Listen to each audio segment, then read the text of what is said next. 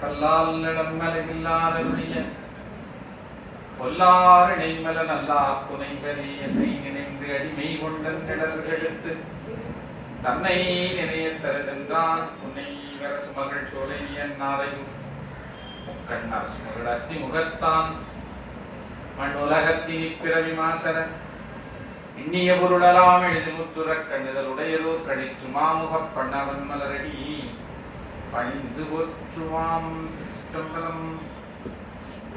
கரையுலாம் கடலில் போலி சங்கம் வள்ளி பிறன் திரையுலாங்கழி மீன் முகழும் திருவான்மியோர் உரையுலாம் பொருளாய் உலகாளுடை சொலிர் வரையுலாமடமாதுடன் ஆகிய மாண்பதே. உலகலாம் உணர்ந்து ஓதற்கு அறியவன் நிலவுலாவிய நீர்மலி வழியன் அலையில் சோதியன் அம்பலத்து ஆடுவான் மலசிலம்படி வாழ்த்தி வணங்குவான். சிற்றம்பலம். அரகர நம பார்வதி பதையே அரகர மகாதேவா. இந்த திவ்யமான சேத்திரத்தின் கண்ணே திருக்கோயில் வந்தருளி நமக்கு நல்வாழ்த்தி இருந்ததும் ஸ்ரீ திரிபுர சுந்தரியம்பாள் சமேத நரந்தீஸ்வர பெருமானுடைய பொன்னனைய திருவடிகளை அடியே போற்றி செய்வது. இந்த திவ்ய சந்நிதியின் கண்ணே திருவீற்று எழுந்தருளி நமக்கு ஞான அனுகிரகம் ஸ்ரீ ஸ்ரீ சக்கரையம்மா திருவடிகளை அடியே வணங்கிக்கொண்டு இந்த சிவபுராணம் கேட்டல் என்கின்ற ஞான வேள்வியை செய்வதற்காக குடிநீர்க்கக்கூடிய பெரியோர்கள், தாய்மார்கள், அடியார்கள் மக்கள் அத்தனை பேரையும் என்னுடைய பணிவான வணக்கங்களால் வரவேற்றுக் கொண்டு இந்த கந்தபுராணம் என்கின்ற ஒரு மாபெரும் தெய்வ திருக்காப்பியத்தை நாம் சிந்திக்க தலைப்படுவோம். எல்லாம் வல்ல அந்த முருகப்பெருமானுடைய திருவருளினாலே நாம் சில மாதங்களாக ஸ்ரீ கச்சியப்பச்சிவாச்சாரிய சுவாமிகள் அருளி செய்த இந்த கந்தபுராணத்தை சிந்தனை செய்து கொண்டிருக்கிறோம். இது ஒரு மாபெரும் நூல். ஏற்கனவே சொல்லியிருக்கிறது 10,000க்கும் மேற்பட்ட செய்திகளை தன்னகத்தை கொண்ட ஒரு பெரும் காப்பிய நூல். இந்த நூலை நாம் முழுமையாக முடிக்க வேண்டும், அதற்கு திருவருள் செய்ய வேண்டும். பெருமான் நம்மாலான முயற்சிகளை நாம் செய்வோம். சுவாமியுடைய திருவருளால் அதை நல்லபடியாக நடைபெறும் என்று நினைக்கிறேன். அதிலே நாம் உற்பத்தி காண்டத்துக்குள்ள புகுந்து திரு கைலாச படலம், பார்ப்பதி படலம், அதன் பின்னர் மேரு படலம் என்கின்ற 3 படலங்களை நாம் முழுமையாக சிந்தனை செய்துவிட்டு 4வது படலமாக வேண்டி காமதகன படலத்தை சிந்தித்துக் கொண்டிருக்கிறோம். நாம் கடந்த திருக்கூட்டத்திலே நாம் அதனை சிந்தனை செய்ய தொடங்கி அதில் நிறைய செய்திகளை எல்லாம் சிந்தனை செய்வோம். இந்த காமதகன படலம் என்பது என்ன என்று சொன்னால், பார்வதி தேவியார் இமயமலையிலே தவம் செய்து கொண்டிருக்கிறார். சிவபெருமான் கைலாச மலையிலே சனகாரி முனிவர்களுக்கு ஞான உபதேசம் செய்து கொண்டு தட்சிணாமூர்த்தி கோலத்திலே யோக செய்து கொண்டிருக்கிறார். யோகத்திலே இருக்கிறார். அம்பிகை தவத்தில் இருக்கிறார், சுவாமி யோகத்தில் இருக்கிறார். இந்த ஒரு காலகட்டத்திலே சூரபத்மன் என்கின்ற அசுரன் மிகுந்த வலிமை பெற்றவனாக மாறி தேவர்களை எல்லாம் தனக்கு சிறைப்படுத்திக் கொண்டார். வென்று அவர்களை சிறைப்படுத்தினான். தனக்கு குற்றேவல் செய்யும்படி செய்து கொண்டான். அவனுடைய அந்த கொடும் துன்பத்தை தாங்காத தேவர்களுடைய ராஜாவாகக்கூடிய இந்திரன் மேருமலையிலே தவம் செய்து இறைவனை வேண்டுகிறான். சிவபெருமான் அவனுக்கு பிரத்யட்சமாய் எம்மிடத்தில் ஒரு குமாரனை தருவோம், அக்குமாரன் சூரபத்மாவை சம்ஹாரம் செய்து தேவர்களை விடுவிப்பான் என்று சொல்லி சுவாமி அருள் செய்கிறார். அதில் மிக்க மகிழ்ச்சி அடைந்த இந்திரன் இப்பொழுது குமார சம்பவம், குமார பெருமானுடைய அவதாரம் எப்படி நிகழப்போகிறது? அம்பிகை தவம் செய்து கொண்டிருக்கிறார், சுவாமி இங்கே யோகம் செய்து கொண்டிருக்கிறார். எப்படி இது எவ்வாறு நிகழும்? நாம் எப்பொழுது நம்முடைய துன்பத்தில் இருந்து நீங்குவோம்? எவ்வாறு சூரசம்ஹாரம் நடைபெறும்? எவ்வாறு நாம் அந்த துன்பத்தில் இருந்து விலகப் போகிறோம் என்று சொல்லி மிகுந்த மனக்கவலை அடைந்து பிரம்மலோகம் சென்று பிரம்மாவை சந்திக்கின்றார். பிரம்மதேவர் இந்திரனை கையோடு அழைத்துக் கொண்டு போய் மகாவிஷ்ணுவை சந்திக்கிறார். மகாவிஷ்ணு ஒரு யோசனை கூறுகிறார். என்ன என்று சொன்னால், மன்மதனை கைலைக்கு அனுப்பி அங்கே யோகத்தில் இருக்கக்கூடிய சிவபெருமான் மீது மலரம்புகளை தொடுக்க சொல்ல வேண்டும். அப்படி செய்தால் சிவபெருமான் அம்பிகையை திருமணம் செய்து கொள்வார் என்று சொல்லி ஒரு யோசனையை சொன்னார். அந்த யோசனைப்படியே பிரம்மதேவர் என்ன செய்கிறார்? மன்மதனை அழைத்து கைலைக்கு சென்று சிவபெருமான் மீது மலரம்புகளை தொடுத்து அவரை காம வயப்பட செய்ய வேண்டும் என்று சொல்லி உத்தரவிடுகிறார். அதற்கு மன்மதன் மிகுந்த மனக்கவலை அடைந்து, நான் அதனை செய்ய மாட்டேன், அப்படி செய்தேன் என்று சொன்னால் கண்டிப்பாக எனது உயிர் தப்பாது, என்னால் உயிரோடு மீண்டு வர முடியாது, சிவபெருமானை எதிர்த்து நான் போர் செய்து அதில் மீள முடியாது என்று சொல்லி அவன் பல விஷயங்களை சொல்கிறான். நான் எத்தனையோ சாதனைகளை செய்திருக்கிறேன் என்று சொல்லி அதற்கு ஒரு பட்டியலிட்டு சொல்லுகிறான். அதன் பின்னர் ஒருபுறம் அவன் செய்த சாதனைகளை அவன் அடுக்கிக் கொண்டே சென்றான். அதைத்தான் நாம் கடந்த திருக்கூட்டத்திலே சிந்தனை செய்தோம். அதில் என்ன சொன்னான் என்று சொன்னால், எனது தந்தையாக இருக்கக்கூடிய திருமாலையும் நான் வென்றிருக்கிறேன்,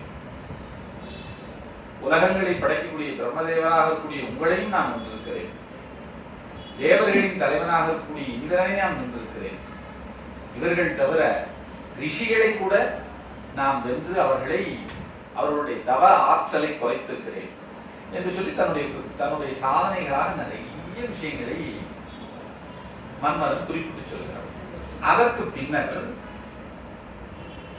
என்ன சொல்லுகிறான் என்று சொன்னால், நான் எதிர்த்து சண்டை செய்ய வேண்டும், நான் யாரை வெல்ல வேண்டும் என்று சொல்லுகிறேனோ அந்த கடவுள் யாராலும் வெல்ல முடியாதவர் என்பதற்கு சில உதாரணங்களை எல்லாம் சொல்லிக் கொண்டே வருகிறோம். அதனை எல்லாம் நாம் சிந்தனை செய்யணும். அதுல ஒரு பகுதியை தான் நாம அவர் விஷத்தை உண்டார், திரிபுரத்தை தன்னுடைய சிரிப்பினாலேயே எரித்தார்,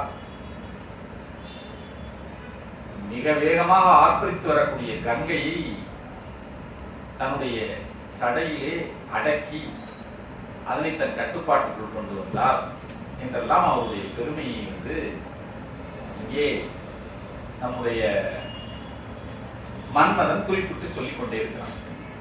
அந்த தொடர்ச்சியோடு நாம் இன்றைக்கு சில அந்த மன்மதனுடைய தொடர்ச்சியான சில செய்யுள், பிரம்மதேவருக்கு சொல்லக்கூடிய பதில், அதற்கு பின்னால் பிரம்மதேவர் என்ன அதற்கு பதில் சொல்லுகிறார், அது எல்லாமே நிறைய விஷயம். அதாவது சுருக்கமாக ரொம்ப எளிமையா சொல்கிறார். காமதகன படலம்ல என்ன விஷயம் சொல்லப்படுகிறது? மன்மதன் சிவபெருமான் யோகம் செய்து கொண்டிருக்கும் போது அவர் மீது மலரம்புகளை ஏவுகிறான். சுவாமி தன்னுடைய நிரீட்சத்தினாலே, தன் கண் பார்வையினாலே மன்மதனை எரித்து சாம்பலாக்குகிறார். அவ்வளவுதான் இந்த படலத்தினுடைய சுருக்கம். ஆனால் அதனுடைய விரிவு எப்படி இருக்கிறது? ரொம்ப அருமையாக அதுல வரக்கூடிய ஒவ்வொரு சம்பாஷணையும், அதுல வரக்கூடிய உரையாடல்கள் எல்லாமே நிறைய புராண கருத்துக்களை தன்னகத்தை கொண்ட ஒரு அருமையான பகுதி. அதனாலதான் நம்ம அந்த விரிவை சிந்தனை பண்ணுறோம். சுருக்கமாக சிந்தனை பண்ணா இப்ப இந்த படலத்தை 5 நிமிடத்தில் முடித்து விடலாம். நம்ம விரிவாக சிந்தனை செய்கின்ற காரணத்தினாலே அதனுடைய உட்பகுதிகளை எல்லாம், அதன் உரையாடல்களை எல்லாம் நாம பார்க்கிறோம். அதிலே இப்போ மன்மதனுடைய உரையாடல் இன்னமும் தொடர்கிறது. மன்மதன் பிரம்மதேவருக்கு நாம் சொல்லக்கூடிய பதிலே நாம் இருக்கிறோம். அதனுடைய தொடர்ச்சியை நாம் இந்த வாரத்திலே, இந்த திருக்கூட்டத்திலே சிந்தனை செய்யணும். கடந்த திருக்கூட்டத்தில் கங்கையை அவர் தன்னுடைய சடாபாரத்தில் அடக்கினார், அது உங்களுக்கு தெரியாதா என்று சொல்லி மன்மதன் பிரம்மதேவருக்கு சொல்கிறார். எவராலும் அடக்க முடியாத அளவுக்கு ஆர்ப்பரித்து வந்த கங்கையை தன் தலையிலே தன்னுடைய ஒரு மயிர்கற்றையினாலே அடக்கி கங்காதரன் என்கின்ற நாமத்தை இறைவன் பெற்றான். அவன் வன்மை குறிக்கலையோ, அந்த பெருமானுடைய வலிமை உங்களுக்கு தெரியவில்லையா அப்படின்னு சொல்லி மன்மதன் பிரம்மதேவரை கேட்கக்கூடிய அந்த விஷயத்தோட, அந்த செய்யுளோட 31வது செய்யுளோட நிறைவு செய்திருந்தோம். அதனுடைய தொடர்ச்சியை சிந்தனை.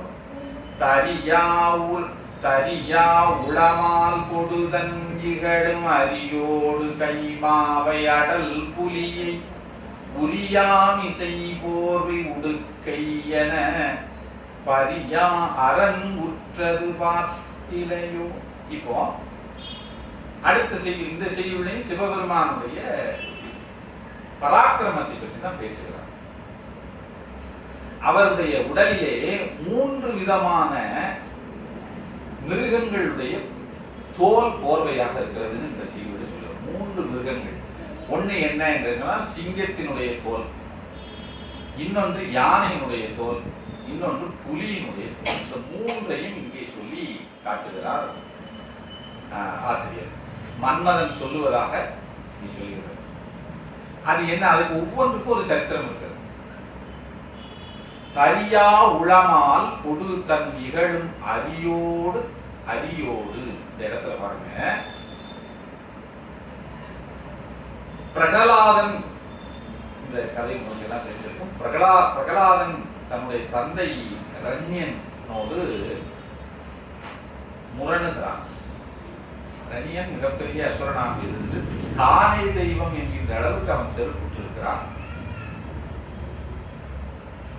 நாராயணனுடைய பக்தராக இருக்கக்கூடிய பிரகலாதன் என்ன சொல்கிறார்? அவரோடு இகழ்ந்து என்ன செய்கிறார்? கடவுள் இருக்கிறார், அவர் தூணிலும் இருக்கிறார், துரும்பலிலும் இருக்கிறார் சொல்லுகிறார். அப்பொழுது ஒரு தூணில் இருந்து புறப்பட்டு யார் வருகிறார்? நரசிங்க மூர்த்தியாக மகாவிஷ்ணு புறப்பட்டு வந்து ரணியனை வதம் செய்கிறார். அந்த வதம் எப்படின்னா சாதாரணப்பட்ட வதம் கிடையாது. ஒரு கத்தியை எடுத்து குத்துற மாதிரியோ, ஒரு வாழை எடுத்து தலையை அப்படியே சீவிர மாதிரியோ அந்த மாதிரி ஆயுதத்தால் நடக்கல. சிம்மமாக வரக்கூடியவருடைய உடல் வந்து மனித உடல், முகம் சிம்மம். அவர் என்ன செய்கிறார்? தன்னுடைய வாயினாலே அவனுடைய வயிற்றை கிழித்து உள்ள இருக்கக்கூடிய குடலை எல்லாம் தன்னுடைய கை விரல்களினாலே எடுத்து குடலையே மாலையாக போட்டுக்கொள்கிறார். அப்பொழுது அவனுடைய உடலில் இருந்து வழிந்த உதிரம் இருப்பாருங்க, ரணியனுடைய குருதி, அந்த குருதியை பருகுகிறார் யார்? நரசிங்கமூர்த்தி. அப்படி மிகப்பெரிய அட்டகாசம் செய்து என்ன செய்கிறார்? அந்த ரணிய வதத்தை அவர் நிறைவு செய்கிறார். அப்படி ரணிய வதத்தை நிறைவு செய்தார். மிகுந்த கோபத்தோடு ஒரு ஆக்ரோஷமான மூர்த்தியாக அங்கே மகாவிஷ்ணு அதை செய்தார். அப்படி செய்த பொழுது அந்த கோபத்தினுடைய தொடர்ச்சி, ரணியனுடைய குருதியை பருகின தோஷம், இக்காரணம் பற்றி என்ன ஆகிவிட்டது என்று சொன்னால், அந்த நரசிங்க மூர்த்தியை என்ன செய்கிறார்? அந்த கோபம் கட்டுக்கடங்காமல் போய் தேவர்களை எல்லாம் துன்புறுத்த தோன்றுகிறார். இப்ப தேவர்கள் எல்லாம் அஞ்சி சிவபெருமானிடம் விண்ணப்பம் செய்தார்கள். அப்ப சுவாமி வந்து சிம்புள் என்கின்ற ஒரு பறவையாக, அதான் சரவம்னு சொல்லி சொல்கிறார், சரவ பட்சியாக வருகிறார். அது பேர் சரவமூர்த்தின்னு பேரு. நம்ம மருதீஸ்வரர் கோயில கூட அம்பாள் சன்னதியில ஒரு தூணில் சரவமூர்த்தி இருக்கிறார். அந்த சரவப்பட்சி இப்ப நம்ம பார்த்தது இல்லை. அந்த சரவப்பட்சி எல்லாம் நமக்கு தெரியாது. சரவப்பட்சிக்கு 2 தலை 8 கால்கள் உடைய ஒரு பறவை. அந்த பறவையை கண்டால் சிங்கம் வந்து பயப்படும். சிங்கத்தையே அழிக்கக்கூடிய ஆற்றல் உடைய ஒரு பறவையாக அந்த பறவை இருந்திருக்கிறது. அந்த பறவை பற்றி குறிப்புகள் புராணங்களிலே இருக்கு. அப்படி சரவப்பட்சியாக வந்து அந்த சரவமூர்த்தி என்ன செய்தார்னா, இந்த நரசிங்கருடைய அந்த தோலை உரித்து போர்த்து கொண்டார். அதுதான் இங்கே தரியா உளமால் கொடுதன் நிகழும் அரியோடு. அரி என்று சொன்னால் சிங்கம் அர்த்தம். மால் அரியாக வந்தது. அரினா நம்ம ஒரு பக்கம் ஹரி என்று சொல்லுவோம், அது வேற. இந்த இடத்துல அரி அப்படின்னா அது தமிழ் சொல். அரினா தமிழ்ல வந்து சிங்கம் அர்த்தம். ஹரி என்பது சமஸ்கிருத சொல். ஹரன், ஹரி அப்படிங்கிறதுனா அதெல்லாம் வந்து சமஸ்கிருத சொல். அரி அப்படிங்கிற தமிழ் சொல்லுக்கு என்ன பொருள்னு சொன்னா சிங்கம். அப்படி சிங்கத்தினுடைய தோலை போர்த்தி கொண்டார். அதோடு மட்டுமல்ல, கைமாவையடல் புலியை உரியாம் இசை போர்வை உடுக்கை என. அப்புறம் கயமுகாசுரன் என்கின்ற ஒரு அசுரன் தேவர்களை எல்லாம் வென்று கொன்று மிகுந்த ஆணவத்தோடு இருந்தான். அப்பொழுது எல்லோரும் என்ன சொன்னார்கள், முடிந்தால் நீ சிவபெருமானிடம் யுத்தம் செய்யுங்கள். அப்ப சிவபெருமானை நோக்கி அவன் வருகிறான் யுத்தம் செய்வதற்காக. அப்பொழுது சிவபெருமான் என்ன செய்கிறார், அந்த யானை உயிரோடு அதனுடைய தோலை உரிக்கிறார். அந்த மூர்த்திக்கு பேர் கஜசம்ஹார மூர்த்தின்னு பேர். ஒவ்வொன்றுக்கும் ஒரு பேர். சரவமூர்த்தி நம்ம இப்ப சொன்னோம், சிங்கத்தினுடைய தோலை போர்த்தி கொண்டார். இந்த யானையினுடைய தோலை போர்த்திய மூர்த்திக்கு பேர் கஜசம்ஹார மூர்த்தி. அந்த அசுரனுடைய தோலை எடுத்து போர்த்தி கொண்டார். அதற்கு பின்னர் புலியினுடைய தோலை போர்த்துகிறார். எப்பொழுது போர்த்துகிறார் என்று சொன்னால், தார்காவன ரிஷிகள் எல்லாம் என்ன செய்கிறார், பிக்ஷாடனராக வந்து தார்காவனத்து ரிஷி பத்னிகளுடைய விரதத்தை எல்லாம் என்ன செய்கிறார், பிக்ஷாடனர் கோலத்திலே இல்லாமல் செய்து விடுகிறார். அவருடைய கட்டளைப்படி மோகினியாக சென்ற திருமால் முனிவர்களுடைய தவத்தை கலைக்கின்றார். இதனால் மிகுந்த கோபம் கொண்ட அந்த தார்காவனத்து முனிவர்கள் ஆபிச்சார வேள்வின்னு ஒரு வேள்வியை செய்தார்கள். கெடுதலை செய்வதற்காக செய்யக்கூடியது. அந்த வேள்வியிலே இருந்து புறப்பட்டு வந்ததுதான் புலி. அந்த புலியை வந்து உற்பத்தி பண்ணி என்ன செய்தார்கள் என்று சொன்னால், சிவபெருமான் மீது ஏவினார்கள். மிகுந்த ஆக்ரோஷத்தோடு வந்த அந்த புலியை சுவாமி என்ன செய்தார், தன் கை விரல் நகத்தினாலே அதனுடைய தோலை கிழித்து உடுத்தி கொண்டார். ஆக 3 விஷயங்களை, 3 போர்வைகளை பற்றிருக்கிறார்கள். இதையெல்லாம் பரியாரன் உற்றது பார்த்திலையோ, எவராலும் வெல்ல முடியாத அந்த அரண் செய்த இந்த காரியங்கள் உங்களுக்கு தெரியாதா என்று சொல்லி பிரம்மதேவரை நோக்கி மன்மதன் சொல்லுகிறார். ஓராதனது உண்மையை உள்ளமிசை யாராயினும் மாற்ற அகந்தை பெறி பாராபதம் வலி மாற்றிடுமால் தேராய் பரஞ்சுட செய்கையதே. யாருக்கெல்லாம் செருக்கு அதிகமாகிறதோ அப்பொழுதெல்லாம் வந்து பரஞ்சுடராக இருக்கக்கூடிய பெருமான் அவருடைய அகந்தையை அடக்குகிறார். இந்த விஷயங்கள் உங்களுக்கு தெரியாதா? இருகின்ற கடைப்பகல் ஈரிலதோர் கரை துன்று மிடற்று எறை கண்ணினும் வீழ பொறி கீழ் பொறி ஒன்று அதனால் பொடிபட்டுடு நீ அறிகின்றிலையோ அகிலங்களுமே. பிரம்மதேவரை பார்த்து மீண்டும் சொல்கிறார், பிரளய காலத்திலே அந்த சிவபெருமானுடைய நெற்றிக்கண்ணில் இருந்து வரக்கூடிய ஒரு பொறி என்ன செய்கிறது, இந்த அகில உலகங்களை எல்லாம் எரித்து சாம்பலாக்கி விடுகிறதே, அதை நீங்கள் அறிகின்றிலையோ? சுவாமி உங்களுக்கு தெரியாதா? பிரம்மதேவரை நோக்கி கேட்கிறார். இப்பற்றியனாகிய ஈசனை என் கைப்பற்றிய வில் கொடு கந்த மலரப்பில் குறுகின்றிலன் ஆறுயிர் மேல் மெய்ப்பற்றிலர் இச்செயல் வேண்டுவரே.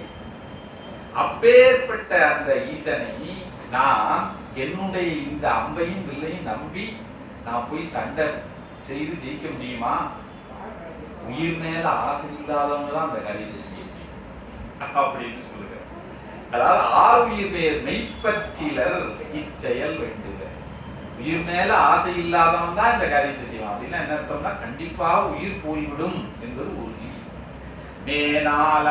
மேனாள் அகிலம் தரம் எல்லியலா ஆனாருள் என்னை அழித்து ஒருபால் தானாக இருத்திய தற்பரனை நானாமயல் செய்வது நன்றிதுவே.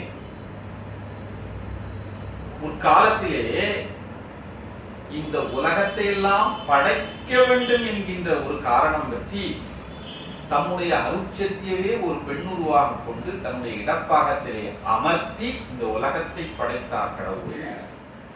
அத்தகைய கடவுள், நான் அத்தகைய கடவுளை நான் மயக்கம் செய்ய முடியுமா? இந்த உலகம் நடைபெற வேண்டும், இந்த உலகம் நிலை பெற வேண்டும் என்பதற்காகத்தான் தானே தன்னுடைய சக்தியை ஒரு பெண்ணாக உருவாக்கி தன் இடப்பாகத்தில் வைத்துக் கொண்டார். அது அவர் மயக்கத்தினால் செய்யவில்லை அப்படின்னு சொல்லுகிறார். அவர் மயக்கத்தினால் செய்யவில்லை, அது உயிர்கள் மாட்டு கொண்டுள்ள கருணையினாலே செய்தார். அப்பேற்பட்ட கடவுளை நான் எப்படி மயக்கம் செய்வேன் சொல்லுகிறான். என்ன மதவேள் இசையாம் அறுத்திடலும் பொன்னாகமல புகுட்டு தலைவந்த மன்னான வேதா மனக்கவலை கொண்டு சில்போது உன்னானெடிதே உயிரா உரைக்கின்றான். இப்பொழுது இப்படியெல்லாம் சொல்லிவிட்டு மதவேள், அதாவது மன்மதன் மறுத்து விடுகிறான். என்னால் இந்த காரியத்தை செய்யாது, என் ஆள விடுங்க சாமி அப்படின்னு சொல்லுகிறான். இதை கேட்ட உடனே கமல புகுட்டு தலை மன்னான வேதம் பிரம்மதேவர் மனக்கவலை கொண்டு மனக்கவலை அடைந்து சில்போது உண்ணா நெடிதே உயிரா உழைக்கின்றார். தன் மனதுக்குள்ள மிகுந்த கவலையோடு ஆராய்ச்சி பண்ணி உரைக்கின்றார். பின்வரக்கூடிய பதிலை சொல்லுகிறார். இப்ப அவர் என்ன பதில் சொல்றார்? இவ்வளவு தூரம் கிட்டத்தட்ட ஒரு 37 செய்யுள், இதுல ஒரு 30 செய்யுள் அந்த மன்மதன் பிரம்மதேவரிடம் என்னால் இந்த காரியத்தை செய்ய முடியாது என்கின்ற ஒரு செய்தியைத்தான் அவன் 30 பாடல்கள் மூலமாக அவன் சொல்லுகிறான். இந்த காரியத்தை நான் செய்ய முடியாது, இதுதான் நக்சல்ல சொல்றதா அந்த 30 செய்யுள்ள. இப்ப பிரம்மதேவர் அதற்கு என்ன பதில் சொல்லுறாங்க? இது ரொம்ப அற்புதமான பகுதி. வெண்மை அறிவால் தமை வியக்கும் விண்ணவர்வால் அண்மை இலனாகும் அண்ணல் இயல் கூறினையால் உண்மை இதுவாம் உவனை புருவதும் எண்மை அதுவோ எவர்க்கும் அரிதன்றோ. முதல்ல என்ன சொல்ற? நீ சொல்வதெல்லாம் அந்த கடவுளை பொருது வென்றவர் யாரும் இல்லை, அந்த செயலை செய்ய முடியாது அப்படின்னு முதல்லயே என்ன சொல்லிடுறாரு? நீ சொல்வது சரின்னு ஒப்புக்கொள்கிறார். அன்னவரிசேயெனினும் அதுக்கடுத்து ஒரு அக்கண்ணா போட்டு மறுபடியும் சொல்றாங்க. அடைந்தோதம் இன்னல் அகற்றும் இறையருளால் கருமம் முன்னே முடியும் ஒழிந்தோரால் முற்றுவதோ முன்னின் இதற்கு முதற்காரணம் நீகான். அப்படி இருந்தாலும் தன்னை அடைந்தவர்களுடைய துன்பத்தை எல்லாம் நீக்கக்கூடிய அருட்குணம் கொண்டவர் சிவபெருமான். அவர் குமாரனை தர வேண்டும்னு தருவோம்னு சொல்லிட்டார். அந்த செயலை செய்வதற்கு இப்ப அவரை தூண்ட வேண்டும். அதற்கு முன்ன தவிர ஒரு சரியான ஆள் யாரும் இல்லை. அதுதான் சொல்லுகிறார். இந்த காரியத்தை மற்றவர்களால் செய்ய முடியாது, உன்னால் மட்டுமே செய்ய முடியும். அந்த கடவுள் நம்முடைய துயரங்களை தீர்ப்பதற்காக அருள் செய்யக்கூடியவர் அப்படின்னு சொல்லிட்டு எல்லா செயலும் இறைவன் இயற்றுவது அல்லாது இளையோர் அணுமசையாது எவையும் நில்லாது அருளின்றேன் நீ இன்றவன் பாலிற் செல்லாய் உனது செயலும் அவன் செய்கையதே. ரொம்ப தெளிவா இருப்பாங்க, தத்துவாக்கமா சொல்கிறார். எல்லா செயலும் இறைவன் இயற்றுவது, எல்லா செயலும் அந்த கடவுள் தான் செய்கிறார். அவர் அல்லாது அணுவும் அசையாது, எவையும் நில்லாது, அருளின்றேல் எவையும் நில்லாது. அவருடைய திருவருள் இல்லை என்று சொன்னால் எதுவும் இங்க நடைபெறப் போவதில்லை, எதுவும் அசையப் போவதில்லை. நீ இன்று அவன்பால் செல்லாய் உனது செயலும் அவன் செய்கிறான். நீ அப்பெருமான் மீது உன்னுடைய மலரம்புகளை ஏவுவாய், அந்த செயலும் உன் செயல் அல்ல, அது அவன் செயலே சொல்லுகிறான். என்ன அருமையான பதில் பாருங்க. செம்மாந்துதற்குகளும் தேவர் சூடும் தேவர் குழுவும் அருள எம்மான் பிறன் போல் இருந்தோ துரும்பு நெறி அம்மாதன் செய்கை அனைத்தும் எனக் காட்டினனே நம்மாலும் முற்று சிலவென்கை நான் நன்றோ. அருமையான செய்தி பாருங்க. ஏன்னா நம்ம நாள்தோறும் படிக்கணும். இது ஏற்கனவே நல்ல அருமையான கந்த சஷ்டி காலம். இந்த ஒரு அற்புதமான கந்த புராணத்தை சிந்தனை செய்வதற்கு இறைவன் திருவுருள் பண்ணியிருக்காரு சொல்கிறார் இங்கே பிரம்மதேவர். ஒரு காலத்திலே தேவர்களும் அசுரர்களும் யுத்தம் செய்தார். அதிலே தேவர்கள் ஜெயித்தார். நம்ம நிறைய நேரத்தில் அசுரர்கள் ஜெயித்தார்கள் பார்த்தோம் இல்லையா? அது ஒரு குறிப்பிட்ட அசுரனுடைய காலத்தில் மட்டும்தான் அசுரன் ஜெயிக்கிறான்.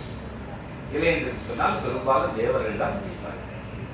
அப்படி ஜெயித்து எல்லா தேவர்களும் நாங்கள் எல்லாம் இருமாந்து இருந்த பொழுது அந்த காலகட்டத்திலே எல்லோரும் அந்த தேவர்கள் எல்லாம் சிவபெருமானுடைய கருணையினால் இது நடக்கிறது என்பதை மறந்து விட்டார்கள். அப்பொழுது ஒரு துரும்பு ஒன்றினை அந்த தேவர்கள் மத்தியிலே இறைவன் உண்டு பண்ணி இந்த துரும்பை நீங்கள் நகர்த்துங்கள்னு சொன்னார். அந்த துரும்பை எந்த தேவர்களாலும் நகர்த்த முடியும். அவர்கள் ஆகான்னு சொல்லி என்ன செய்தார்களாம், மிகுந்த வியப்பை, இவையெல்லாம் இந்த கழிப்பு எல்லாவற்றையும் நாங்கள் ஜெயித்து விட்டோம், எல்லோரையும் ஜெயித்து விட்டோம், அசுரர்களை எல்லாம் நாங்கள் ஜெயித்துட்டோம்னு நினைச்சு எனக்கு வரக்கூடிய இந்த செருக்கு இருக்கிறதே அது தவறானது, எல்லாம் சிவபெருமானுடைய திருவுருளினாலே நமக்கு கிடைக்கிறது அப்படின்னு சொல்லி உண்மையை உணர்ந்து அப்பெருமானுடைய திருவடிகளை அடைந்தார்கள், அவரை வணங்கினார்கள். ஆக ஒரு துரும்பை அசைப்பதாக இருந்தால் கூட இறைவன் நமக்கு உள்ளிருந்து அந்த வலிமையை கொடுத்தால்தான் அது முடியும் என்பதை நாங்கள் எல்லாம் உணர்ந்தோம் என்று சொல்லி அந்த முன்னர் நடந்த ஒரு பிராண செய்தியை எங்கே சொல்லி காட்டுகிறார். பாடுதிகள் பாவை பல்லுயிருமல்லனவும் ஆடல் புரிவிப்பான் அருவுருவாய் நின்றவரன் நாடி அவனை இந்தி நம்மால் ஒன்றாக அற்றோ ஏட இதன் நிலைமை இந்நாளும் ஓர்ந்திலையோ. எல்லா உயிர்களையும் ஆட்டுவிக்கக்கூடியவன் அந்த பெருமான் தான். இந்த உண்மையை நீ உணரவில்லையா? ஏட அப்படின்னு சொல்லுகிறார். அடே நம்ம அர்த்தம் பிரம்மதேவர் மகா அந்த மன்மதனை நோக்கி ஏட இதன் நிலைமை நாளும் ஒரு நிலையும், இந்த உண்மை உனக்கு தெரியவில்லையா? இதை நீ கண்டுபிடிக்கவில்லையா இன்று வரைக்கும் என்று சொல்லி சொல்லுகிறார். கையம்பு ஊட்டி கருப்பு சிலை கோட்டி எய்யும்படி வழி கொண்டு ஏகாயிருதியிலா ஐயந்தனை நீ அதுவும் அவன் அருள்கான் மெய்யங்கதற்கு ஏதுமே நாளே கண்டனம் யாம். நீ உடனடியாக உன்னுடைய வில்லை எடுத்துக்கொண்டு சுவாமியை நோக்கி செல்லுவாய். அது அவனுடைய செயல்தான். அதை ஏற்கனவே இந்திரனுக்கு வரமாக கொடுத்திருக்கிறார் சுவாமி அப்படின்னு சொல்கிறார். இங்கிதுவுமன்றி எவரேனும் தம்மடங்கா தீங்குவரின் உதவி செய்யென்று இறந்திடலும் ஆங்கொருவன் செய்யாதது மறுத்து தன்னுயிரை தாங்கள் உலக நடை தனக்கு தக்கதோ. இதுவரைக்கும் ஒரு சித்தாந்தமான ஒரு விஷயத்தை சொன்னார். அதாவது இறைவனுடைய செயல்தான்ப்பா, இது நீயாக செய்கிறாய்ன்னு நினைக்காத, இது எல்லாம் அல்ல, அந்த கடவுள் தான் உன்னை செய்ய சொல்லுகிறார். இந்த உண்மையை தெரிந்து கொண்டு சித்தாந்தமாக ஒரு பதிலை சொல்லுகிறார் பிரம்மதேவன். அதற்கப்புறம் உலகியல் நடையாக ஒரு பதில் சொல்றாரு. இதெல்லாம் நம்ம பாடங்களை படிக்கும் பொழுதுதான் தெரியும்.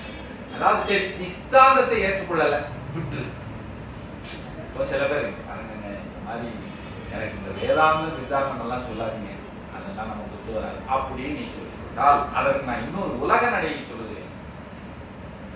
எவரேனும் தம்மடங்கா தீங்குவது, யாராவது ஒருவர் தன்னால் அனுபவிக்க இயலாத ஒரு துன்பத்தை அனுபவிக்கிறார். அவர் ஐயா எனக்கு உதவி செய்யுங்கன்னு கேட்கிறார்.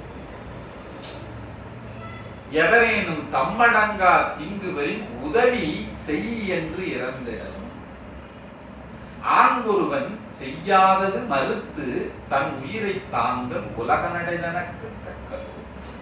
அப்படிப்பட்ட ஒரு சூழ்நிலையில நான் இதை செய்ய மாட்டேன் அப்படின்னு சொல்வது இந்த உலக நடைக்கு இது தக்கது இல்லை அப்படின்னு என்ன அர்த்தம்?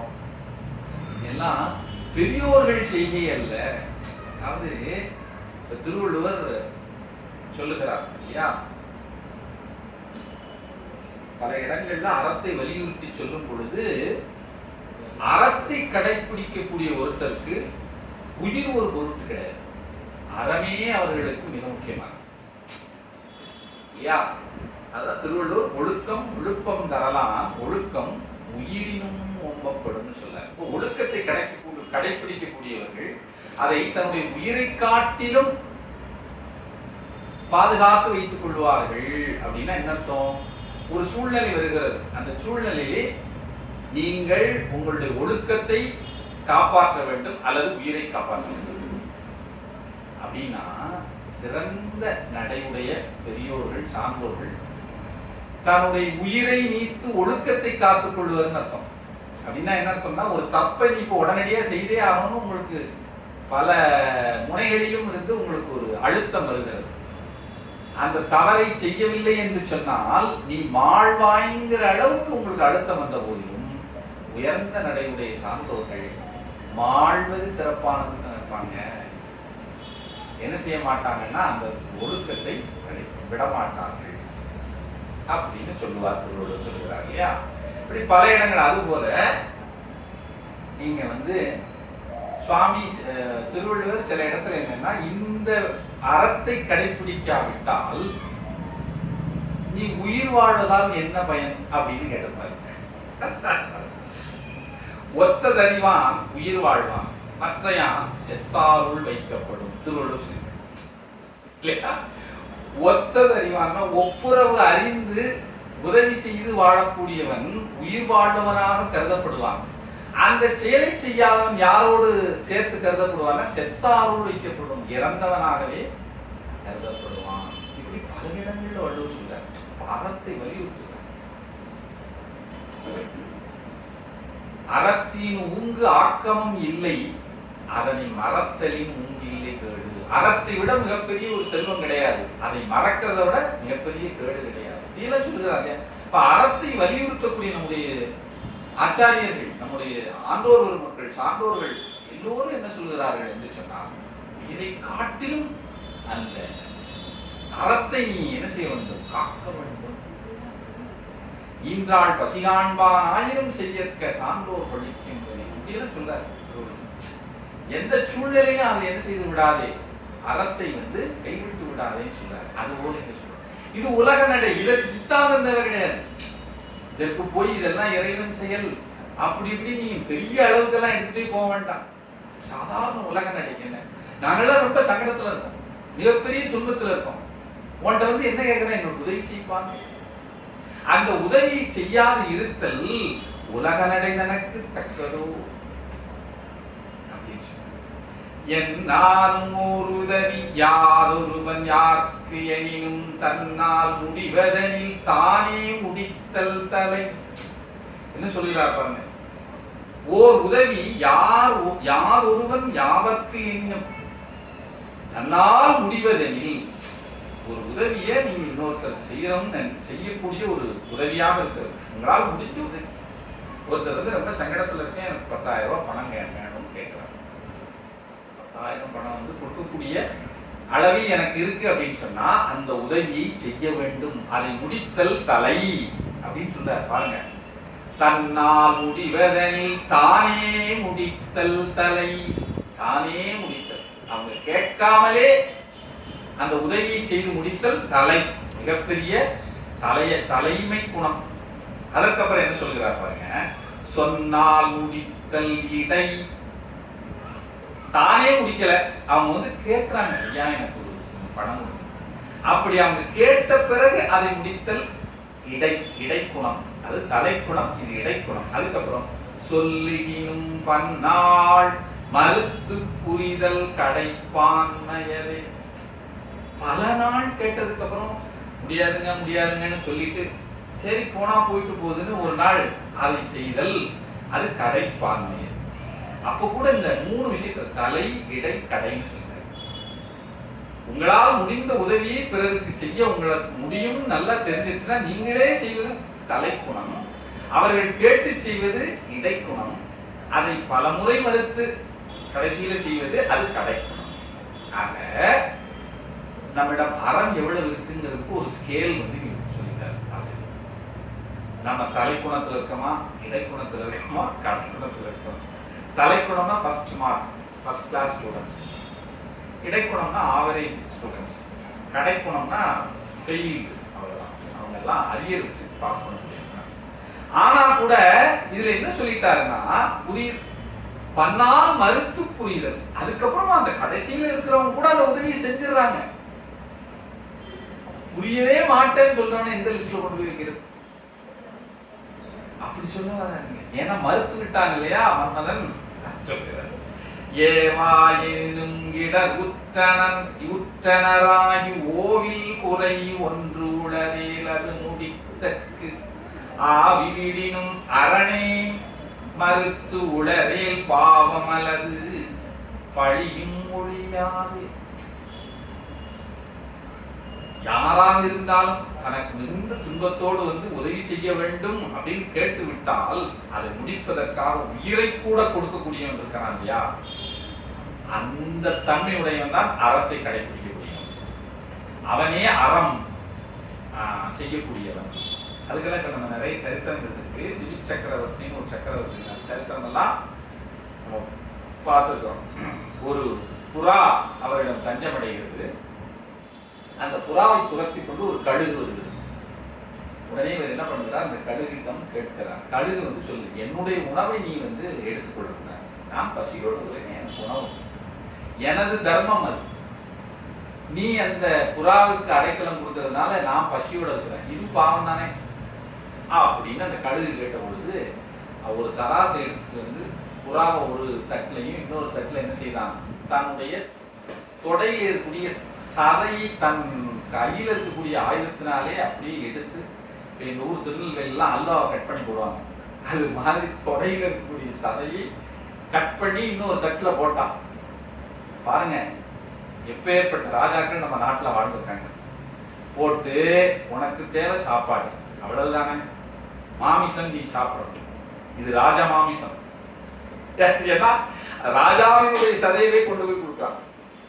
யார் இதை சாப்பிடுன்னு சொல்லி கொடுத்தான்னு வரலாற்று. இதுதான் தன்னிடம் உதவி என்று வருபவர்களுக்கு உதவி செய்தல் மிக சால சிறந்த விஷயம். அதற்காக உயிரை கொடுத்தல் மிக மிக சிறந்ததுன்னு இங்க சொல்லுகிறார். எவ்வளவு பெரிய அறத்தை சொல்லுகிறார் பாருங்க. அதனை மறுத்தல், ஆனா என்னால அந்த நேரத்தில் பண்ண முடியாது, நீ அறவே சாப்பிட்டு போப்பா அப்படின்னு விட்டுருந்தாருன்னா அது என்ன ஆயிருக்குன்னா பாவம், அது மிகப்பெரிய பாவம். ரெண்டாவது பழியும் ஒழியாது, அவர் மீது ஏற்பட்ட அந்த பழியும் அவரை விட்டு நீங்காது என்று சொல்லி பிரம்மதேவர் என்ன சொல்லுகிறார் என்று சொன்னால், உலக நடை ரொம்ப ரொம்ப சாதாரணமான ஒரு விஷயத்தை தான் நான் அவனுக்கு சொல்லுகிறேன். சொல்றேன், உய்கை பொருளா ஒருவர்க்கோர் உதவி செய்கை இளநேல் சிறியோன் கழித்த பகல் வைகள் அதுவோ வரிதே அவன் வாழ்க்கை பொய்கை மலர்ந்த கொட்டி போலும் பொலிந்துளதே. அதாவது ஒரு மனிதன் தன்னுடைய வாழ்க்கையிலே ஒருவருக்கு ஒரு சில உதவியாக செய்து வாழ்ந்து விட வேண்டும். அப்படி இல்லை என்று சொன்னால் அவன் வாழ்வதற்கே பயனில்லை அப்படின்னு சொல்லுகிறார் இங்கே பிரம்மதேவர். அந்நாரணனோடு அவர் முற்றிய முனியை பொன்னாடு அருளும் புலவோர் இறையிறப்ப என்னாரும் என்பு விருத்திரனுக்கா உதவி தன்னார் உயிர் விட்ட தன்மைதனை கேட்டிலையோ. இன்னொரு கதையை சொல்கிறார். ததிசி முனிவர் என்று ஒரு முனிவர் இருக்கிறார். அவர் மகாவிஷ்ணுவோடு யுத்தம் செய்து ஜெயித்தவர். அப்பேற்பட்ட ஒரு ரிஷி. அந்த ரிஷி யோகத்திலே இருந்து கொண்டே இருக்கிறார். விருத்ராசுரன் என்கின்ற ஒரு அசுரன் தேவர்களை எல்லாம் ஜெயித்து துன்புறுத்து. அப்பொழுது இந்திரன் அந்த விருத்ராசுரனை எப்படி வெல்வதுன்னு தெரியாமல் திகைத்து வரும் பொழுது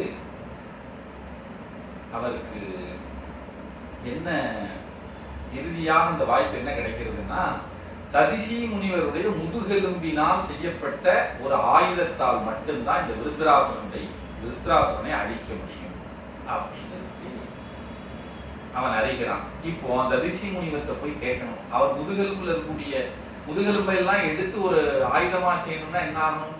அவர் இறக்க வேண்டும், உயிரை விட வேண்டும்.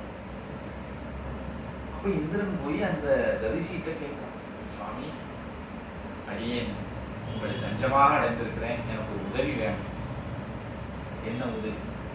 உங்களுடைய முதுகெலும்பினால் செய்யப்பட்ட ஒரு ஆயுதத்தால் தான் விருத்தராசுரனை நான் ஜெயிக்க முடியும் சுவாமி, அதற்கு உதவும். சரிப்பா, எடுத்துக்கோன்னு சொல்லிட்டு உடனடியாக என்ன பண்ணார்னா கபாலத்தை உடைத்து கொண்டு என்ன செய்தார்? அவர் அந்த மாதிரி ரிஷிகளால தான் அதெல்லாம் செய்ய முடியும். அவர்கள் தான் வந்து கபாலத்தை உடைத்து கொண்டு அந்த உயிர் போகும். சாதாரணப்பட்ட மனிதர்களுக்கு அப்படி எல்லாம் நடக்கவே நடக்காது. ஏதோ ஒரு துவாரத்தின் வழியாக உயிர் போகும். அப்படி போன பின்னர் அந்த உடம்பில் இருக்கக்கூடிய எலும்புகளை எல்லாம் எடுத்து, அது முதுகெலும்பு எடுத்து ஒரு வஜ்ராயுதமாக, ஒரு கதாயுதமாக செய்து, அந்த கதாயுதத்தை கொண்டு யுத்தம் செய்து விருத்தராசுரனை இந்திரன் அழித்தான். இந்த செய்தி உனக்கு தெரியாதா? அந்த தரிசி முனிவர் என்ன செய்தார்? தன் உயிரை கொடுத்த, இதன் மூலமாக நட்சல்ல வந்து பிரம்மதேவர் என்ன சொல்கிறார்? நீ உயிரை கொடுத்து எங்களை காப்பாற்றணும்பா அப்படிங்கிற விஷயத்தான் சொல்ல வருகிறார். அப்போ விருத்தராசுரனுக்கு எவ்வாறு தரிசி முனிவர் உதவி செய்தாலும் அதுபோல நீங்க உதவி செய்யணும். எப்படி பாருங்க, இனிமே நீங்க எல்லாம் என்ன செய்யணும்? பிறரிடம் உதவி கேட்கணும்னா இந்த தந்திரக்கடை எல்லாம் கையாளணும் அப்படி சொல்லுகிறார். ஆனால் உண்மை என்ன என்று சொன்னால், பிறருக்கு உதவுவதற்காக உயிரை கூட கொடுப்பதுதான் சிறந்த அறம். அந்த மாதிரி நீ எனக்கு உதவி செய்யணும்னு சொல்லுகிறார். மேல் ஒன்று உளதோ விளம்ப எவரவர்க்கும் மூலம் தலை தெரியா முன்னோன் கடல் எழுந்தால் அந்தனை உண்டு அவரற்கு அமுதளித்த சீலந்தனை சிறிதும் தெளிந்திலையோ. அதே சிவபெருமானே ஒரு உதாரணம் சொல்லிட்டார். இதற்கு மேல நான் உனக்கு இன்னொரு உதாரணம் சொல்றேன். தேவர்களெல்லாம் வாழ வேண்டும் என்பதற்காக மூலம் தலை தெரியா முன்னோன், மூலம் என்ன என்று தெரியாது, தலை என்ன, எங்கே துவங்குகிறது எங்கே முடிகிறது என்ன என்று தெரியாத அந்த கடவுள் கடல் எழுந்த ஆலந்தனை உண்டு, கடலிலே எழுந்த விஷத்தை உண்டு அமரருக்கு அமுதளித்த சீலந்தனை நீ சிறிதும் தெளிந்திலையோ. அந்த கடவுளே என்ன செய்திருக்கிறார்? பிறருக்கு உதவ வேண்டும் என்பதற்காக விஷத்தையும் பருகுவதற்கு சித்தமாய் விஷத்தை பருகினார். அதன் மூலமாக அவர் என்ன விஷயத்தை சொல்லுகிறார்? பிறருக்கு உதவ வேண்டும், விஷத்தை குடிச்சாலும் உதவும் அப்படின்னு சொல்லுகிறார். இங்கே ரொம்ப அற்புதமான இல்ல, இந்த பகுதியில எவ்வளவு அருமையான பகுதி பாருங்க, எவ்வளவு ரசிக்க வேண்டிய அழகான பகுதி. இந்த விஷயம் உனக்கு தெரியலையா? தேக்கும் சலதி இடை தீப்போல் எழுந்தவிடம் தாக்கும் பொழுது தளரேல் என உரையா ஊக்கங்கொடுமால் ஒரு கணம் நின்றே நம்மை காக்கும்படி கருத்த செயல் கண்டிலையோ. இது அதே விஷம் வரும் பொழுது தேவர்கள் எல்லாம் அஞ்சி ஓடுகிறார்கள். அப்பொழுது அதை தாங்குகிறார் திருமால். அப்படி தாங்கக்கூடிய நேரத்திலே தான் அவருடைய உடல் கருமையாக மாறியது. அதற்கு முன்னால அவர் வந்து தேவர்கள் எல்லாமே நல்ல பொன் நிறத்துல தான் இருப்பாங்க.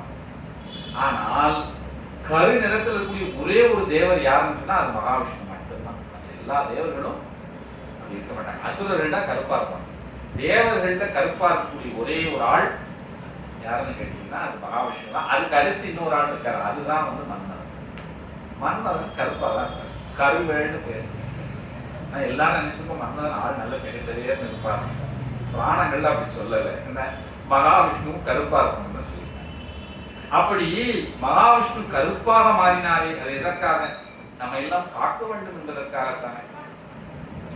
ஆராயினும் ஒருவர் அன்பில் தலைப்பட்டு பேராதரத்தால் பிறர்க்கு உதவி செய்வாரே தீராதவன் துயரில் சேதலே மாய்தல் இவை பாரார் புகழே பயன் என்று கொள்வாரே.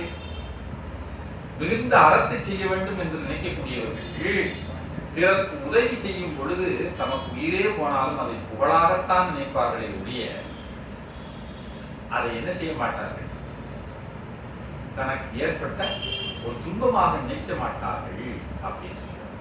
சூரந்தனில் வலிசே சூரவன்மன் ஏவலின் யாமாதுயிர் ஆறும் துயர் கொண்டு அழுங்கினோம் அன்னதி தீரும்படிக்கு சிவன் ஒரு சேயை தருவான் ஓர் ஐம்படை செலுத்த உன்னை யாம் வேண்டினமே.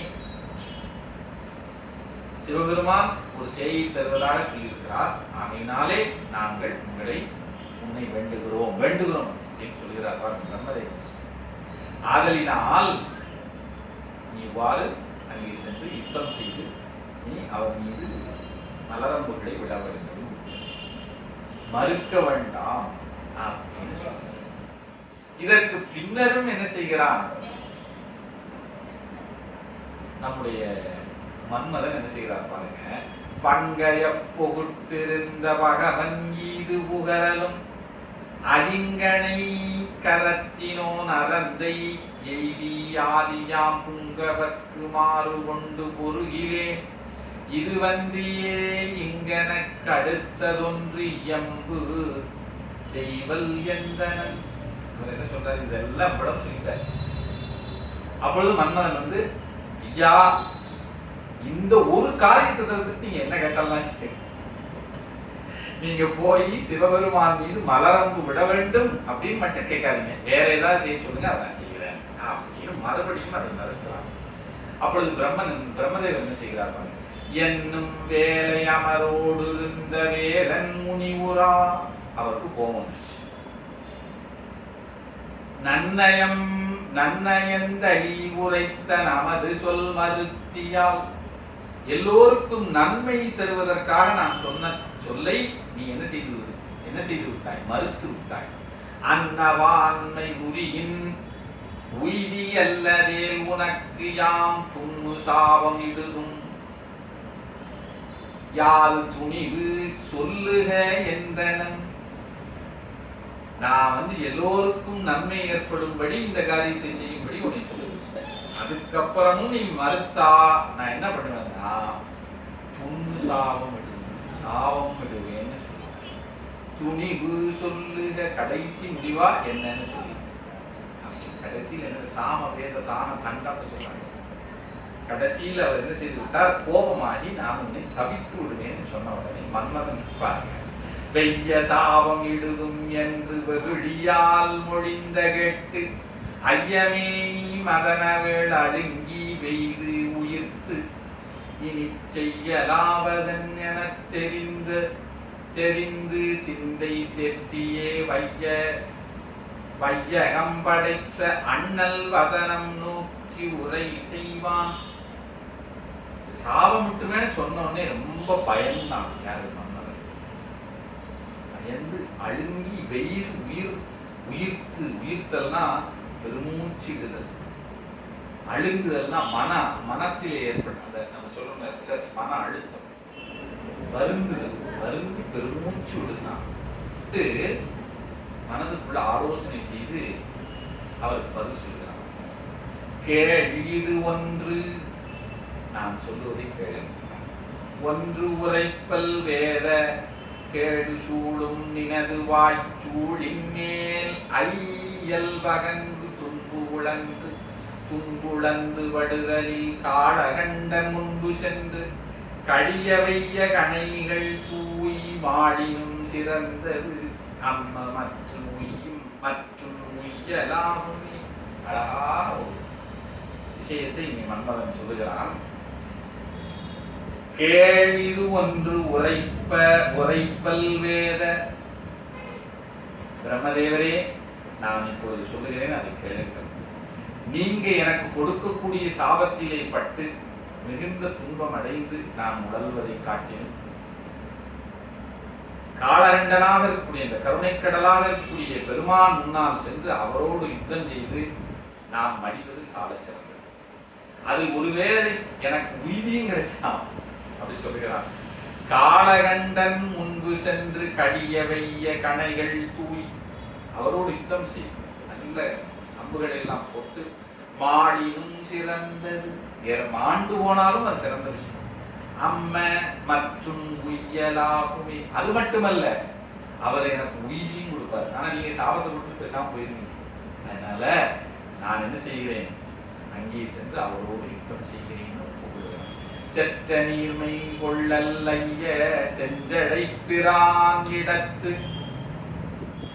இற்றை வைகள் அமரியற்றி ஏகுவேணியான் எனக் கொற்ற வேள்புரைத்தலும் குளிர்ந்த ஊவிருக்கையே குற்றபோதன் மகிழ்ச்சிறந்து உளங்கழித்து மொழிகுவான். ரொம்ப மகிழ்ச்சி அடைந்தார். நல்லது. பணிந்த சொல்லனாகி நாம் பணித்தவா புரிந்திட துணிந்தவாறு நன்று. இப்பொழுது நீ சொன்னாயே அதுதான் நல்லது. நன்று நன்று சூழிவாலின் முனை விடா தனந்தினோடு முனை விடா தனந்தினோடேன் தொடர்ந்து பின்பு சாதும் மஞ்சள் போகனா உணர்ந்து கூறி மாற வேளை ஓவில் அன்போடு ஏவினான். கண்டிப்பா ரொம்ப துணிவோடு செல், உங்க பின்னாடி நான் அப்படின்னு சொல்லிட்டார். பின்பு சாதும், நாங்கள் பின்னால் வருவோம். அஞ்சல், பயப்படவே வேண்டாம். ஓகனா உணர்ந்து கூறி மாற வேளை ஓவில் அன்போடு ஏவினா, மிக்க அன்போடு இவ்வாறு அனுப்பி வைத்தார். யார்? பிரம்மதேவன். இப்பொழுது நம்ம மன்மதன் கையெழுத்து செய்யலாம். அந்த பகுதி போகுது. இதெல்லாம் ரொம்ப அருமையான ஒரு பகுதி. நல்கலும் கரங்கள் உப்பினான் முகத்தன உலகு ஒரி அல்குதன் உரத்து நன்னி அவ்வியற்கை கூறியே ஒல்கு தேவியை தளித்தொருப்படுத்தி நரியதேன் பில்கு வாழியிட்ட தூணி பின்னியாத்து இருக்கினான்.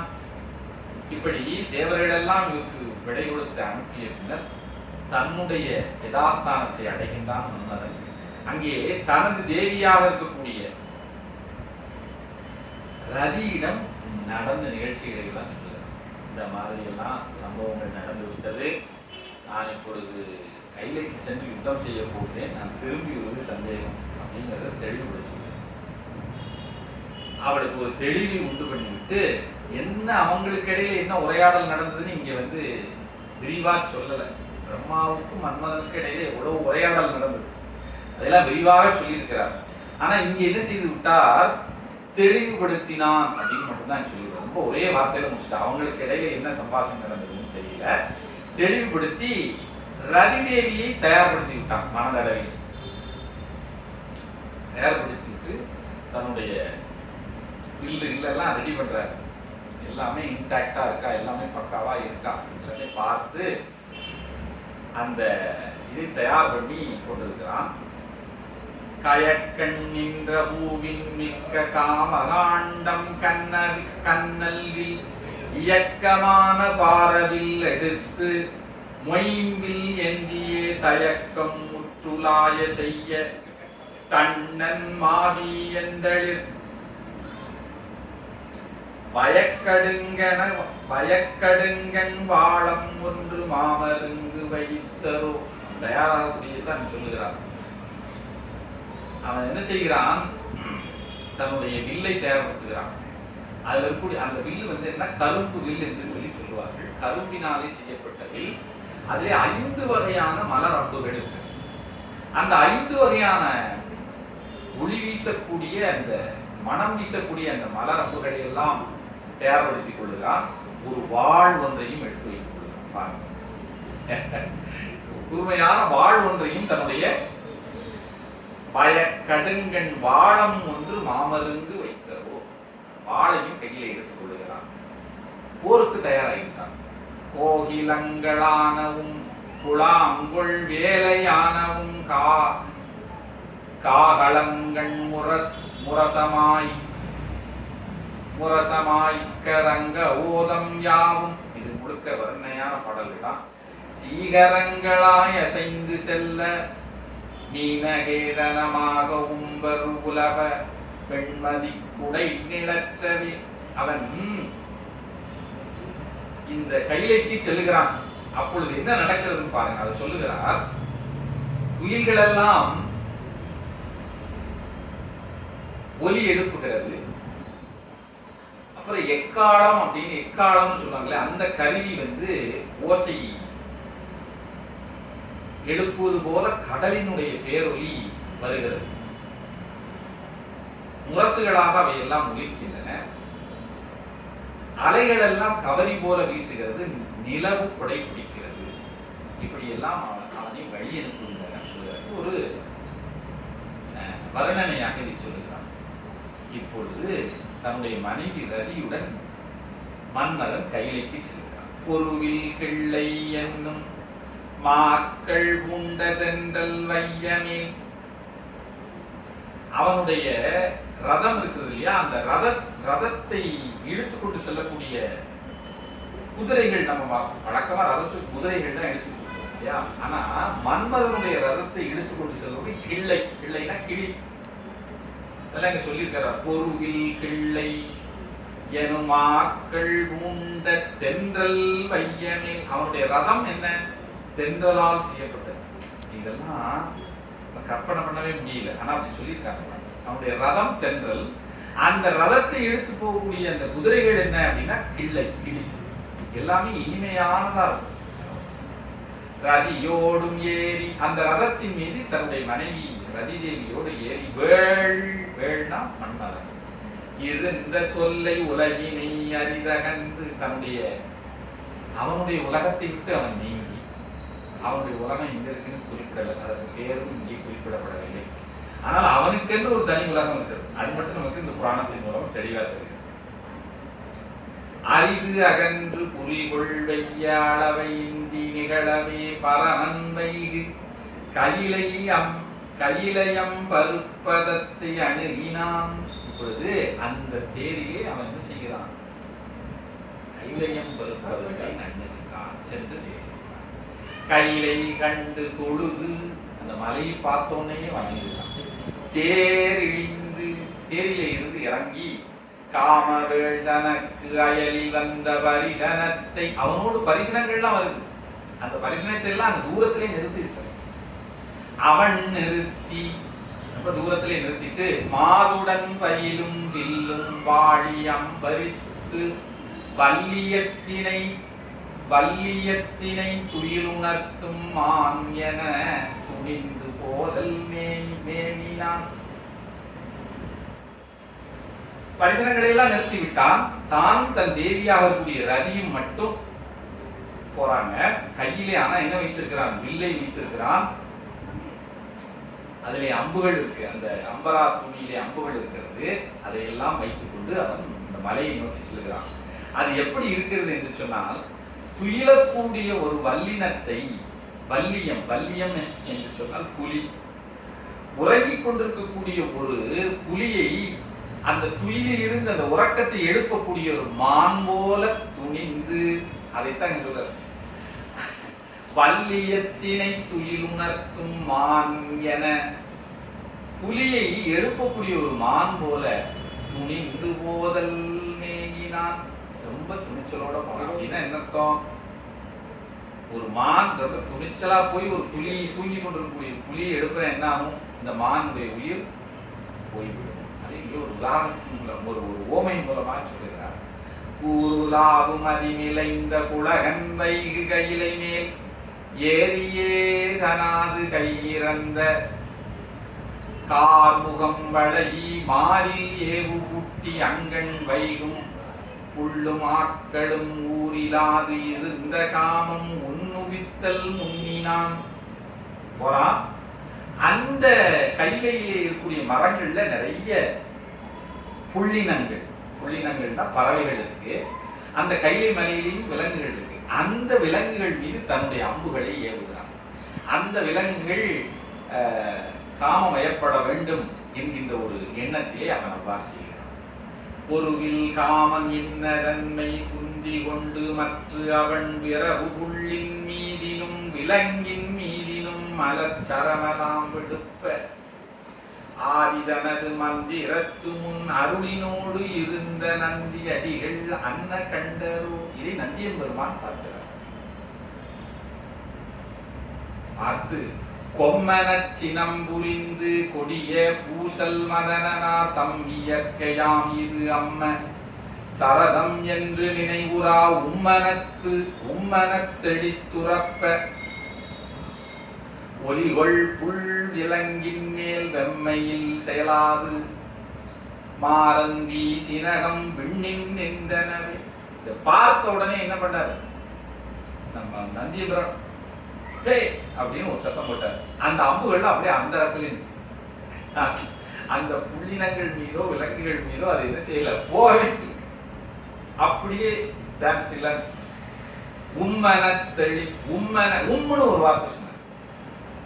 உம்மனத்தெளித்துறப்ப அப்படின்னு உம்முன்னு சொன்ன உடனே ஒலிகொள் புல் விலங்கின் மேல் வெம்மையில் செலாது வேகமாக அந்த விலங்குகள் மீது புல்னா அந்த பறவைகள் மீதும் அவன் எய்த அம்புகள் எல்லாம் விண்ணின் நின்றது. அப்படியே அந்த அங்கே அது முழுமையா டிராவல் பண்ணி டெஸ்டினேஷனை அடையவில்லை, இடையிலே அப்படி நிற்றலோடும் அவ்வியற்கை நின்று நோக்கி நெடியவேள் கொற்ற நீடு குரல் ஒன்று கொண்டு கோபுரத்தலை தெற்றி மேலிருந்த நந்தி தேவர் காப்பும் ஆணையும் முற்று நோக்கி நெடுதுயர்த்து உளம் துளங்கி விம்மினான். இப்போ நந்தி தேவர் வந்திருக்கார். அவர்தான் அந்த கைலிக்கு காவல். அவர் மீறி அங்க என்ன செய்ய முடியாது, ஒரு சின்ன விஷயம் கூட நடக்க முடியாது. அவர் என்ன செய்கிறார், இந்த விஷயத்தை ஏற்கனவே கும்பன ஒரு சட்டம் போட்டார். போட்டவனே எல்லாம் அப்படியே இதாயிருக்கு. இப்போ மன்மதனை பார்த்து என்ன செய்கிறார், அவர் கையிலே ஒரு நீண்ட பிரம்பு.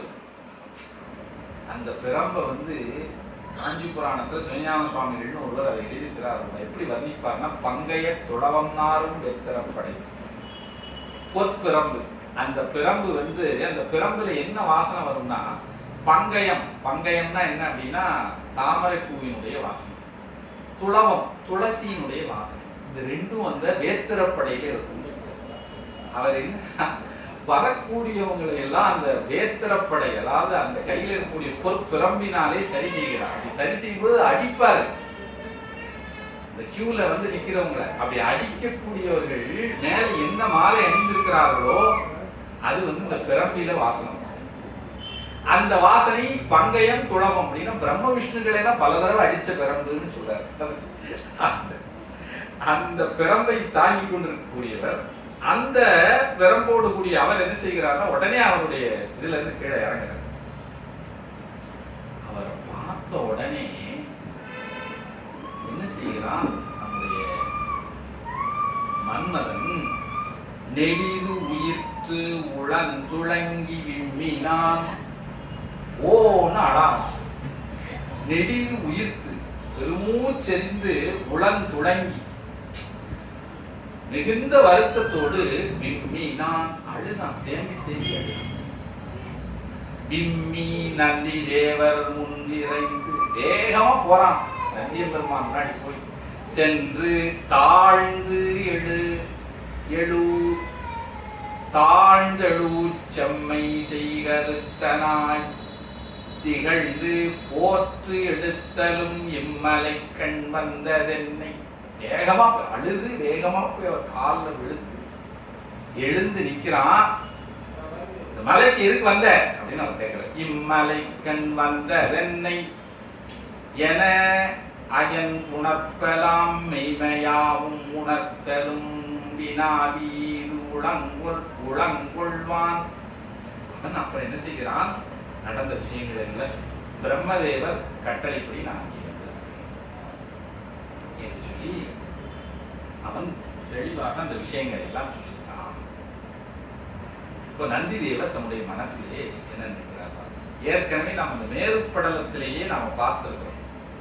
மேருப்படலத்திலே ஒரு செய்தி, பூங்கனை கிழவன் நந்தி புங்கவர் யார் வந்தாலும் ஈங்குற தகுதி இல்லை அப்படின்னு ஒரு கட்டளை இடுகிறார் சிவபெருமான். அந்த யோகம் செய்வதற்கு முன்னாலேயே நந்தீஸ்வரரை கூப்பிட்டு, பாருப்பா, மன்மதன் வந்தா மட்டும் அவனை உள்ள விடு, வேற யாரையும் இங்க உள்ள விடக்கூடாது. பூங்கனை கிழவன் நந்தி புங்கவர் யார் வந்தாலும் ஈங்குற தகுதி இல்லை அப்படின்னு முதல்ல அதை சொல்லியிருக்கிறார். இது மேற்படலத்துல நம்ம பார்க்கணும். இங்க அதை ஞாபகம் வருது நந்திய தேவர். வேதனாதியான தேவர் விழும் நோயகன்றிடும் ஏதுவால் விடுத்துளார்கள் இவனை ஈசனே குறும் போதில் யாவர் வருகினும் புகாது செய்தி மதனவேள் காதல் எய்துவான் வரின் தடேல் என இயம்பினான். இது யாருக்கு ஞாபகம்? ஆஹா, இது இங்கே மன்மதன் தானே வரவில்லை, இந்த தேவர்கள் எல்லாம் அனுப்பியிருக்கிறார்கள், வந்திருக்கிறான். ஏற்கனவே சுவாமி மன்மதன் வந்தால் தடுக்காதேன்னு சொல்லியிருக்கிறார். அதனால என்ன பண்ணிவிட்டார் நந்தி தேவர், ரைட், ஏற்கனவே ஆர்டர் உனக்கு வந்துருச்சு, அதனால புன்மையாம் புன்மையாம் புன்மையாம் பசுத்தடிந்து உரையில் வேள்வியாற்றி ஆற்றியே தொன்மை போல் எழும்புமாறு சுருதி சொற்றவாறு போல். இது ஒரு செய்தி சொல்கிறார். யாகம் செய்யும் பொழுது, வேள்வி செய்யும் பொழுது என்ன செய்வார்களாம்? பசுக்களை அதில் இட்டு வேள்வி செய்வார்களாம்.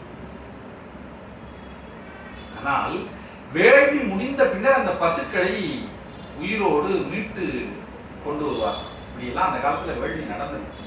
உண்மையாம் பசுத்தடிந்து குறையில் வேள்வி ஆற்றியே பொன்மை போல் எழும்புமாறு சுருதி சொற்றவாறு போல்.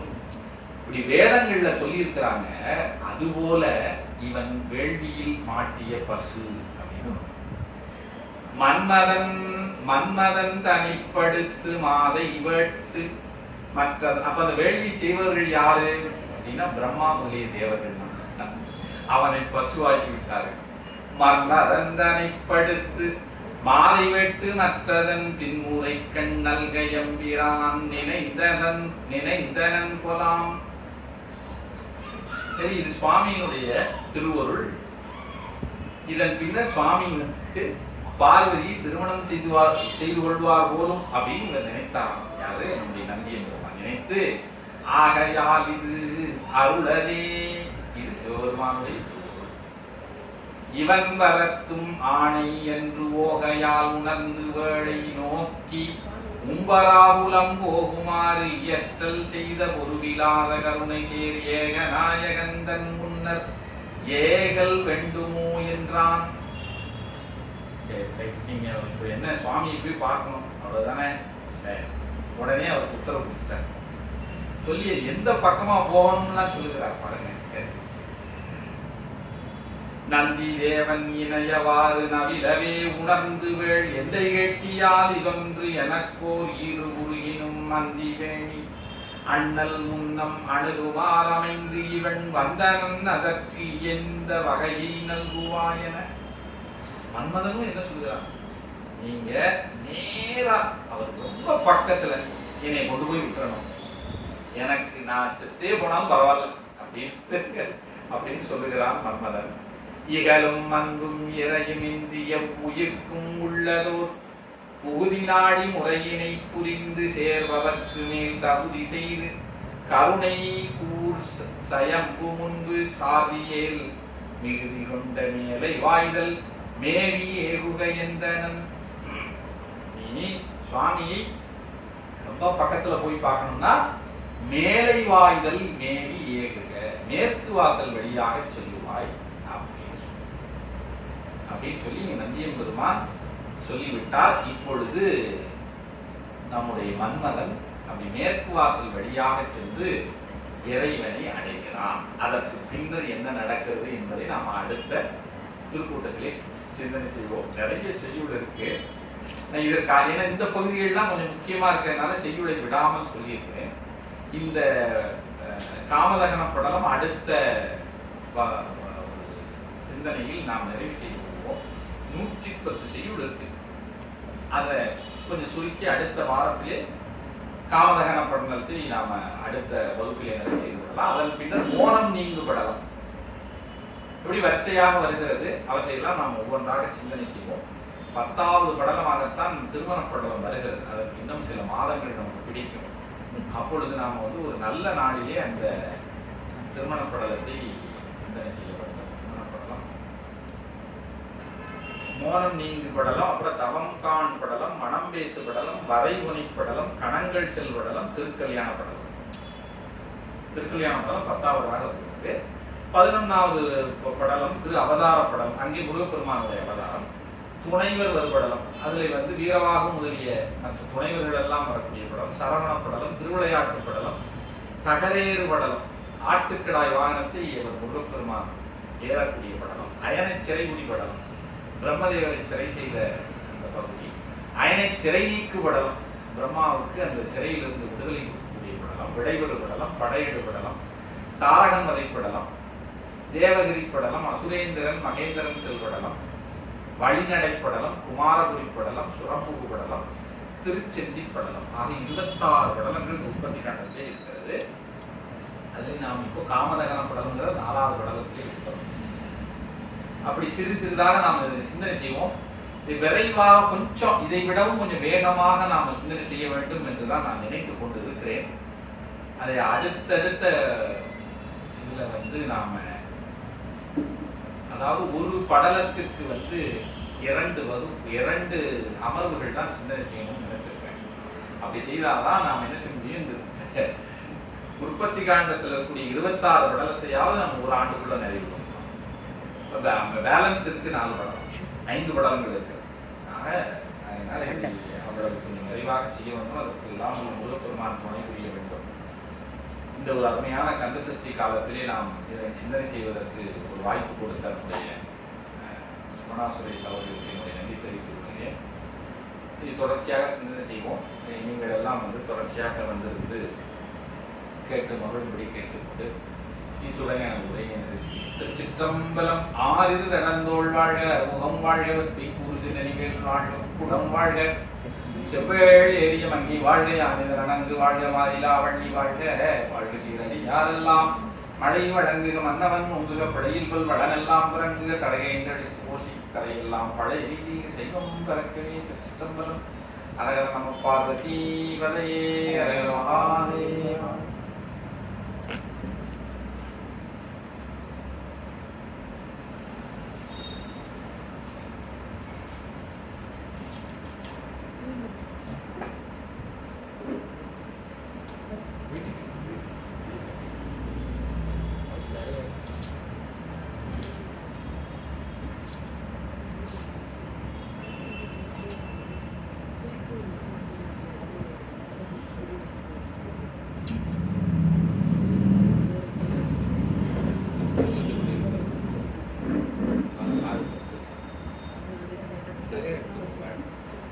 Thank you.